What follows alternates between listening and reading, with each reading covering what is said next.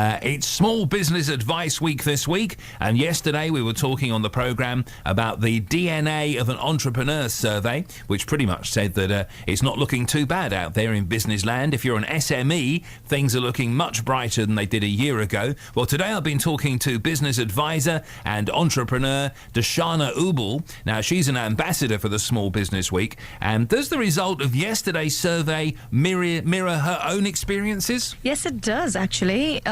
It is really cool that 35% of the people who'd like to start their own business in Humberside and surrounding areas think that, they would want to, as long as they had the right support. Or, only 12% of them would not start a business because of the lack of finance. So I think overall, with the economy, with the upturn of the economy, there is a positive sentiment. There's been a lot of factors influencing people, I suspect, to start their own business. Not least of all the economy, which has been so rubbish for such a long time. Even though absolutely it's getting better now. So people will have piled in there. What, in your experience, what's the big appeal aside from that? Apart from the fact, I've got to earn money. Is there one commonality between all these people that you talk to, the people you deal with? Is there one driving force that makes them want to set up their own business? Yes, I think it's flexibility. People really want to take control of their time. Money is a big factor. I wouldn't say it isn't, but a lot of people are willing to give that up for the flexibility of being able to enjoy life. And again, having run a business, started one, in the first year or first couple of years when you're starting up, flexibility is not what you have. Yeah. But, it's still, once business is set, it's more established, you can gain more control over your time and, play a higher leverage game. And there'll be many reasons why people won't set up businesses, I'm sure. And one of them, I wonder if it's unrealistic expectations is the general bracket I'm thinking of here. And that could be a number of things. It could be, it's always going to take a while to get a business off the ground. I wonder if people don't come up with an appropriate business plan to see them through the first 18 months. Again, what's your experience? Starting a business, there's so many barriers depending on, what industry you're in. Basically, broadly, I'd categorize it into two. One is the internal barriers. It is things like mindset, like I'm really fearful of success, or I'm really fearful of failure what my friends think. Yeah, all that. And, if I get very successful, are people just going to come to me because they want a job or whatever internal stuff that restricts you.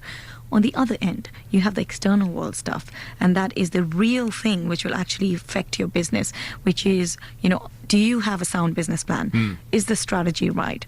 Is there operational excellence within your company? Is it just you? Are you going to burn out? Is there enough funds? What is the visibility? So many businesses fail because they don't have the financial visibility. They're very, very passionate. They're working hard, but there comes a time when they have no more cash flow in the business. And of course, the world is moving really fast, especially in the business world, and you need to embrace technology to find out how you are different than your competitor. Is there somewhere along the line a sort of check for whether or not your idea is workable, and whether that's somebody like you, Darshana, as an advisor, as a mentor or whatever? But, unless you've all that taken on board, unless you've actually got an idea that other people want to buy, then you're pretty stuffed in the first instance. I know. Business is not something you just wake up and say, actually, I want to start a business. I'm going to do it tomorrow. This is the first time I've thought of it.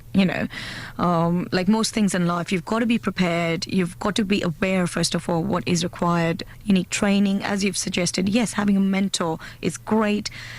Surround yourself with people who are doing it and observe how they are doing it.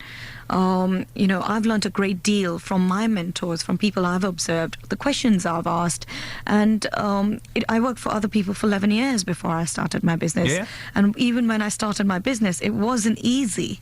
It got easier, I must say. It is a lot easier now, but it wasn't easy to start with. It's a Small Business Advice Week across the UK, which is why I guess there's plenty of opportunities to talk to people like you, to open a paper and to read all about small business and success along the way as well. But have you got a top tip that comes from your own experience for everybody who's just on the edge of that small business springboard? Is there one thing you would say, not aside from, jump and do it anyway, is there one kind of top tip? Your business has to be solving a problem. So if somebody else is doing that and is doing that well, that's not a problem. So find out in your area, what is the biggest problem? Is someone solving that? If they aren't, create a product or service that can help other people. Business is to help other people. If you understand that and you look at that idea from different angles, you will find a solution and you will find a business that can scale. Darshana Ubl is an ambassador for the Small Business Week. Small Business Advisory Week website is a co.uk one if you'd like to find that. And do check out, she was saying after we finished the interview there, Darshana, check out the Entrepreneur Brand Accelerator event they're doing in London, 17th of October. But if you're an existing business, not really for business that haven't set up yet, but if you're an existing business, that could be a very good thing to have a look at. It's called the Entrepreneur Brand Accelerator event, and it's in London on October the 17th.